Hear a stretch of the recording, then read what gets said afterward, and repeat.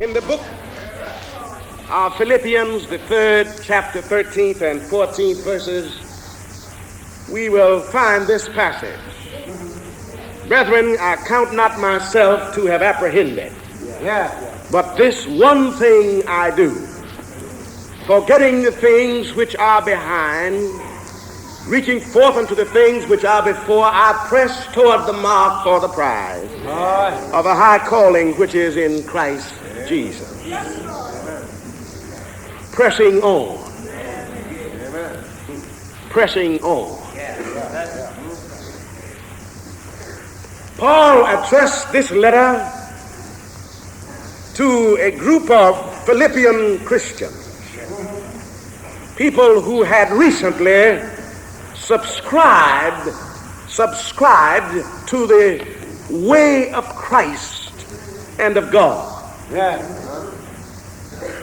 We call your attention to the humility of this great apostle. We say that he was great.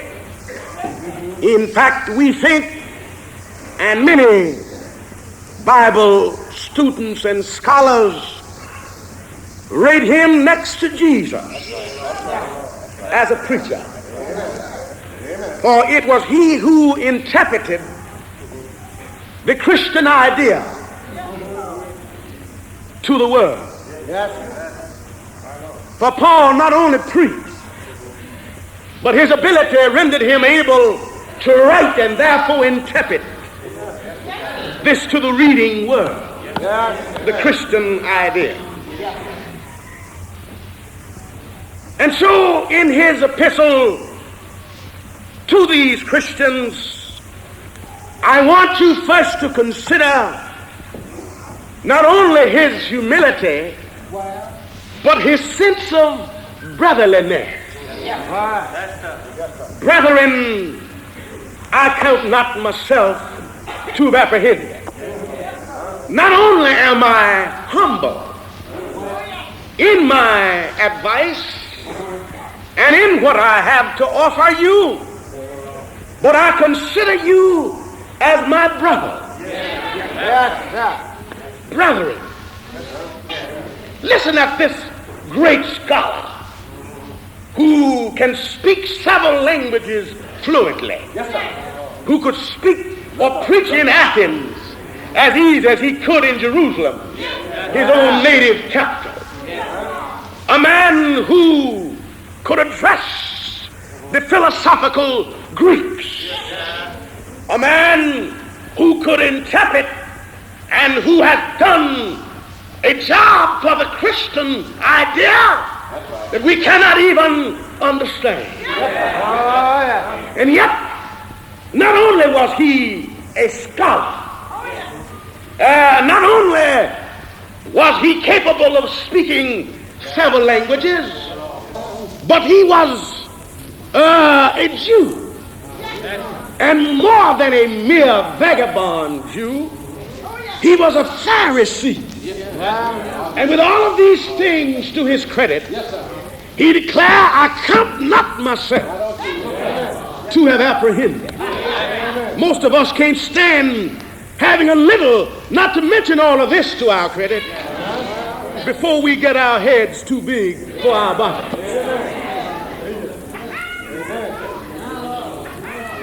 But this year, 1955, we ought to think in terms of brotherhood. We ought to think in terms of humility. Pray with me if you please. I count not myself to have apprehended.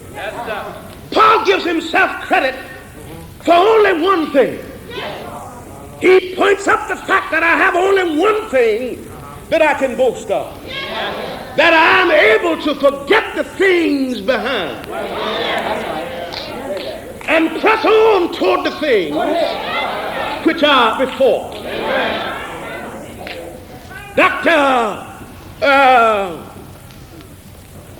Our great radio preacher for the National Council of Churches, Dr. Stockman, calls this looking backwards in order to live forward. But you see, too many people look backwards and live backwards. Pray with me. Not only do they look back to the past, but they live in the past. Some folk can't do anything today for reveling and boasting about what they used to do. Some people are bragging so much about what they did for the church. I heard one good member say, well, I'm going to sit around now, for I've done enough. When have you gotten to the place that you've done enough in the service of God? All right. Paul was not able to say that until he came to the end. That's right. When he came to the end, only then did he say, I fought a good fight. I've kept the faith. I finished my course. You haven't done too much. If you are looking back with a view of guiding yourself for the future, it's good to look back. But if the past inhibits your service, if you cannot look back without going back, at least in your mind, you ought to press on and look forward. I wish I had somebody here praying with me. Listen if you please. Listen if you please. Amen. If there's something in the past that shackles you, if there's something in the past that mixes you up, then don't look back at least at that. You who are trying to build a family, you who are trying to build home, you who are at least going to try to stay together, don't keep on looking back on things that corrupt your relationship. Don't keep on looking back. You who consider yourselves Christian, you who have been in some church and some little upheaval arose, and you have stopped working, stopped doing your job because you can't help but look back on the old church fight, you ought to quit looking back and come on back and join the army and press on toward the mark. I wish you'd pray with me. I wish you'd pray with me. Paul said, you see, it takes a little growth.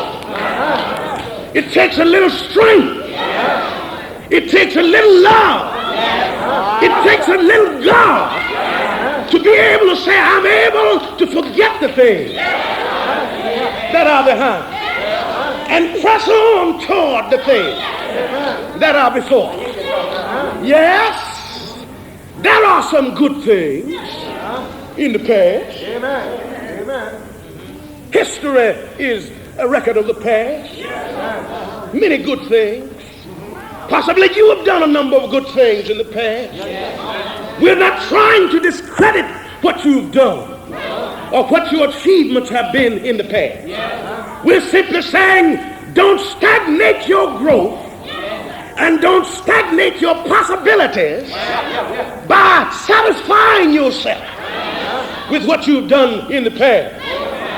For whatever you have done in the past, you can do so many other good things in the future. And there are so many more things to do in the future. Isn't it so? So like Paul, you ought to feel brotherly. You ought to feel humble. You ought to have only one thing to boast about.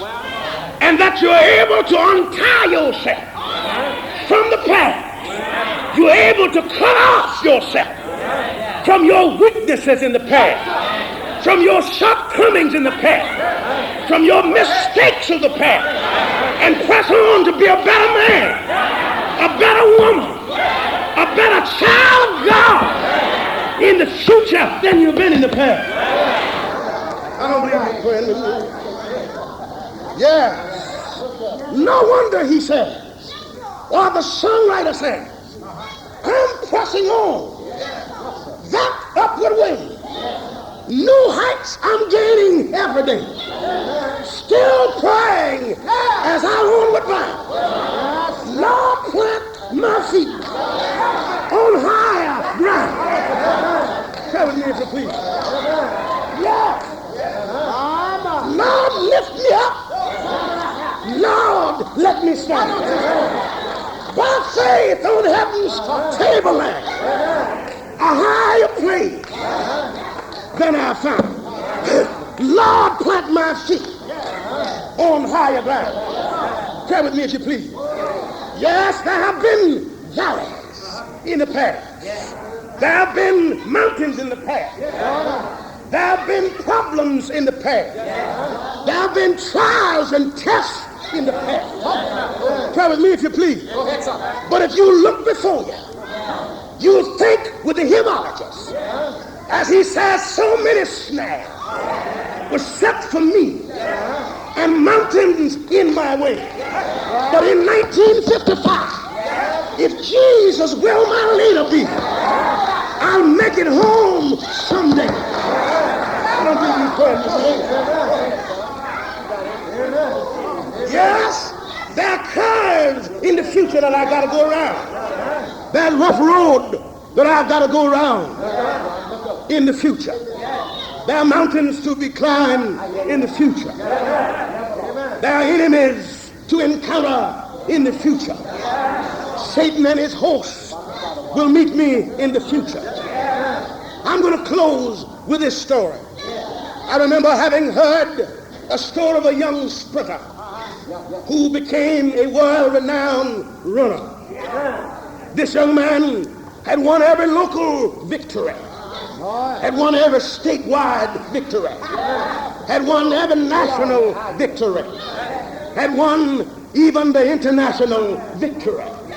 And one day while walking around in a foreign city, he ran across an old man. The old man approached him, said to him, I understand that you is that young runner. I understand that you are the young man who won all the laurels. The young man said, well, I guess you have heard of me. But he said, I'd like to challenge you to a race. I'd like to get a run with you. The young man looked on the old man in disgust and said, do you mean to tell me that here you are with your head white and with your body having been touched by old age, time having plowed furrows in your face, that you would put yourself up to run with me, knowing my victories, knowing my triumphs as a runner? I heard the old man say, well, it's not going to hurt you. Certainly can't do you any harm. And if you're unafraid, run with me. After a long argument and after much disgust, the young man said, well, the track is just up the streets. I know where our track is. I'll run with you a little while. Went in and said, let me dress and get myself together. Young man went in to dress, and the old man went in and dressed also.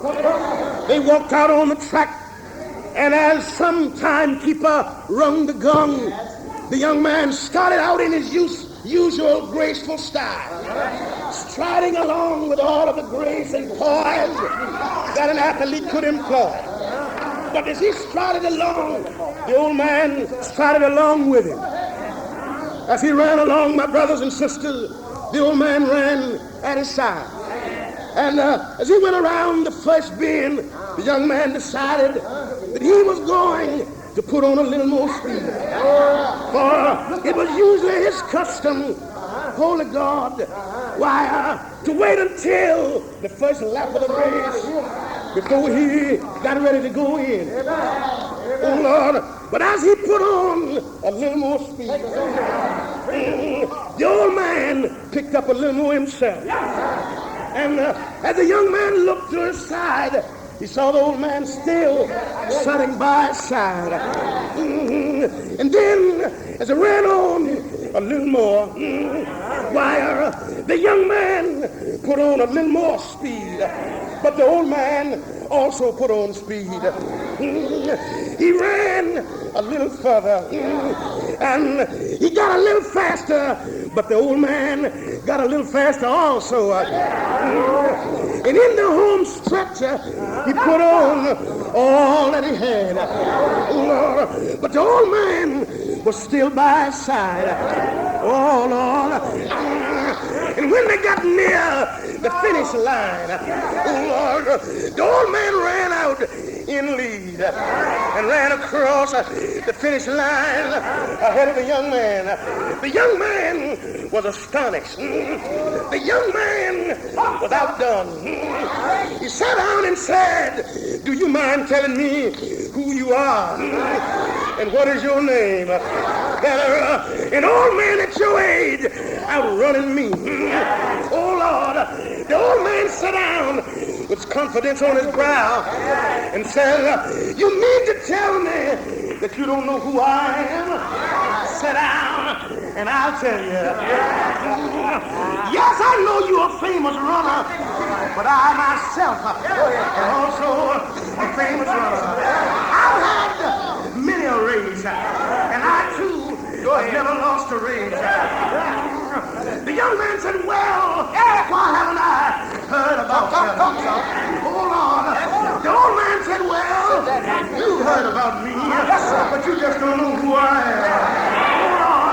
I've run Abraham, Isaac, and Jacob. Yes, I did. I caught up with Moses, and now I've ran all of the prophets. Yes, I did. Great men have been run down by me. Wise men have never been able to outrun me. Oh, Lord. And then one day on Calvary, I caught up with Jesus. Yes, I did. For my name is death. Yes, it is. My name is death. Lord. Yeah. And I want to tell you, as I go to my seat tonight, I want to tell you that I'm in the race tonight. Yes, I am. I'm running. Yeah. I know there's a runner.